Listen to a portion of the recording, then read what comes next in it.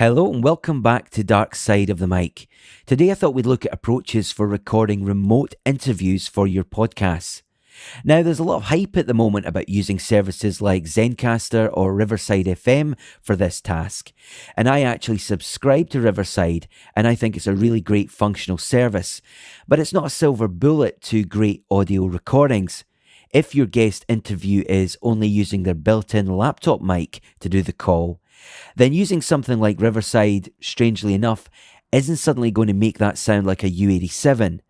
However, if you are sending someone a microphone to use for that purpose, a Mailout mic, if you will, then potentially it can sound as good as if they were sitting right beside you in the studio.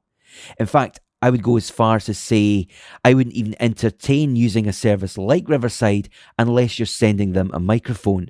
I don't think the quality gains are significant enough if all they have is their laptop to do the call.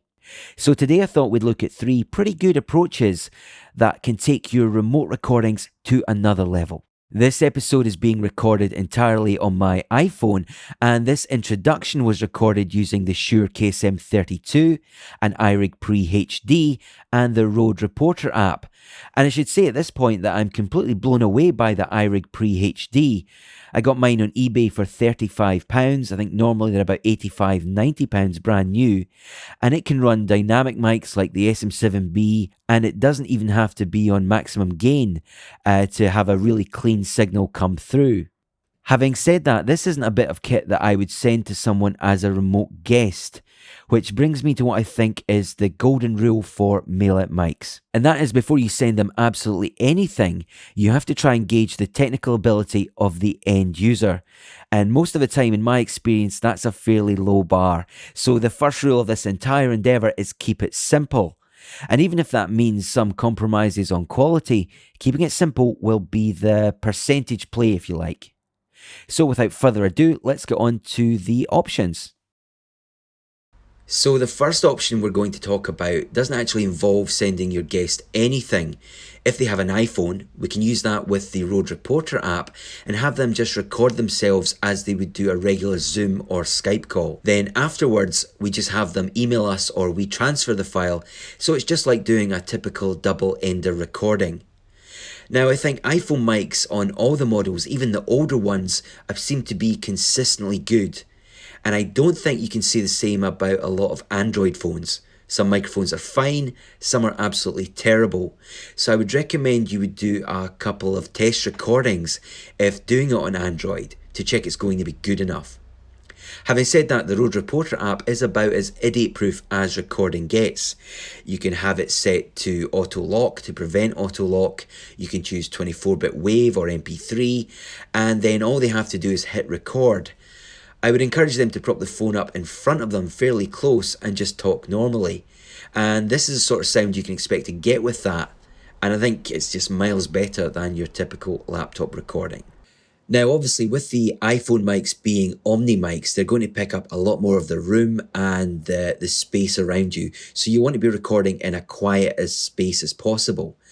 But I would still expect to be doing a fair bit of cleanup on the audio afterwards. And this section is something I've EQ'd and ran some noise reduction through, just to give you a kind of little flavour as to how it could be improved. So the next option is sending the guest a lavalier mic to use with their mobile, and again the Rode Reporter app. Lavalier mics are great options since they're very cheap to send through the post, but they will require a bit more setup than just using the phone on its own. So in these circumstances, I would probably allow a bit of extra time, maybe a pre-call, before the interview starts, just to make sure it's all set up correctly. The mic I'm using here is the Movo LV1, which is a clone of the Boya BY-M1, very popular cheap lav mic you can get on Amazon. It's about $10 to $15, so very inexpensive and expendable in that way. And I think it sounds pretty good. With it being a lav, you're not going to pick up as much of the room noise, or in my case the outside traffic, in comparison to the iPhone's built-in mics, so that's a clear advantage here. Now, an additional step with the Rode Reporter app when you use an external or a headset mic is you get the option to set the gain via a slider bar at the bottom of the app. So you need to instruct the guest to look at the level meters on the app and move the sliders so the levels are just tickling the yellow bars and no more. It's not rocket science, but worthwhile spending a little bit extra time on this step. And if you're in doubt, I would err on the side of caution. With this mic here, I'm finding that about 50-55% gives me plenty of headroom, and it sounds quite good. And the final option I'm going to put forward today is sending the guest a USB condenser mic, and in this case we're using the Mackie EM-91CU. I think this sounds really quite excellent for just £40. It's really quite dark in nature, rejects the background really quite well, and has a fairly subdued high end. A lot of these cheap condenser mics can sound quite fiery and sibilant up there, but this doesn't do that. So in many ways it's much more like a dynamic microphone sound. However, this option does require the most setup and technical know-how on the other end, and when I send this mic out to guests, I also send them a setup video to try and walk them through that process. Whether they actually watch it is another matter, but in the kit I also have to send out a mic stand. I just use a cheap £5 tripod stand from Amazon, but they need to be able to assemble that with the mic's own shock mount. They also have to connect the appropriate cables to their computer. Now at the moment I'm recording into Rode Reporter on my iPhone, and this mic is USB class compliant and works perfectly that way. The process is just like the lavalier mic in terms of setting the gain and recording, really simple. But if we're using Riverside FM for example, the chances are they're going to be using a desktop or a laptop system, and it's much more complicated. To be fair, on Macs it's fairly simple. There's preferences, sound panels, and there's an input slider to set the level. But on PCs it's a labyrinth of menus, control panels and submenus to get to that setting, and that's often different depending on which version of Windows they're actually running. That's a complete world of pain if your guest is not very computer savvy. Having said that, if you're using a service like Riverside FM, you can more or less troubleshoot that process while on the call, but it does take extra time. So in that sense, I think you need to really gauge what you think your guests will have time for and be able to do. Another thing I think we should mention about using a USB condenser mic is that you need to really explain a little bit about mic technique for them. Obviously you don't have to do that with the lavalier, it's just pinned onto someone's chest.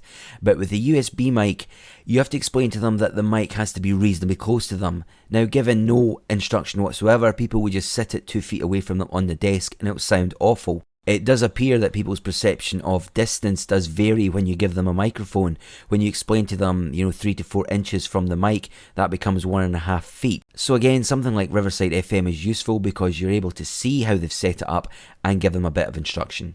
So over the piece then, I think the USB option is by far the best quality option, but it does require the most setup and ability on the other end, and you need to allow time for that in order to set up the call.